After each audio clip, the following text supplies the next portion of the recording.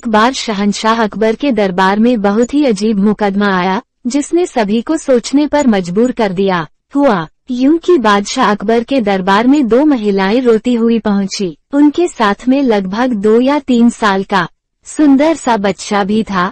दोनों महिलाएं लगातार रो रही थीं और साथ ही दावा कर रही थीं कि बच्चा उनका है। अब समस्या ये थी कि दोनों शहर के बाहर रहती थीं, जिस कारण उन्हें कोई नहीं जाता था।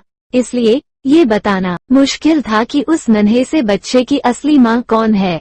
अब अकबर बादशाह के सामने मुसीबत आ गई कि न्याय कैसे करें और बच्चा किसको दें। इस बारे में उन्होंने एक एक करके सभी दरबारियों की राय ली, लेकिन कोई भी इस गुत्थी को नहीं सुलझा सका। और तभी बीरबल दरबार में पहुंच गए।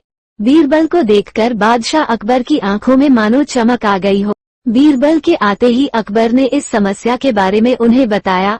अकबर ने बीरबल से कहा कि अब तुम ही समस्या का समाधान करो। बीरबल कुछ सोचते रहे और फिर जल्लाद को बुलाने के लिए कहा।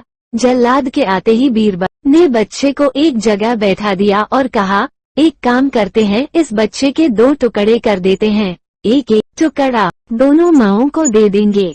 अगर इन दोनों महिलाओं में से किसी एक को ये बात मंजूर नहीं है तो जल्लाद महिला के 2 टुकड़े कर देगा। ये बात सुनते ही उनमें से एक महिला बच्चे के टुकड़े करने की बात मान गई और बोली कि उसे आदेश मंजूर है।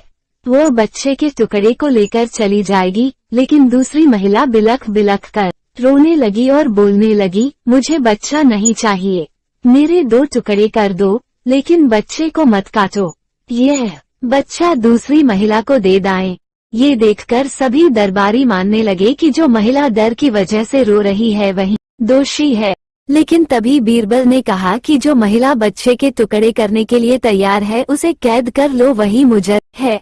इस बात को सुनकर वो महिला रोने लगी और माफी मांगने लगी, लेकिन बादशाह अकबर ने उसे जेल में डलवा दिया। बाद में अकबर ने बीरबल से पूछा कि तुमको कैसे पता चला कि असली माँ कौन है। तब बीरबल ने मुस्कुराते हुए कहा, महाराज, माँ सारी मुसीबतों को अपने सिर पर ले लेती है, लेकिन बच्चे पर आंच भी नहीं आने देती। और यही हुआ। इससे पता चल गया कि असली माँ वह है जो खुद के टुकड़े करवाने के लिए तैयार है, लेकिन बच्चे की नहीं। बीरबल की बात सुनकर बादशाह अकबर एक बार फिर बीरबल की बुद्धि के कायल हो गए।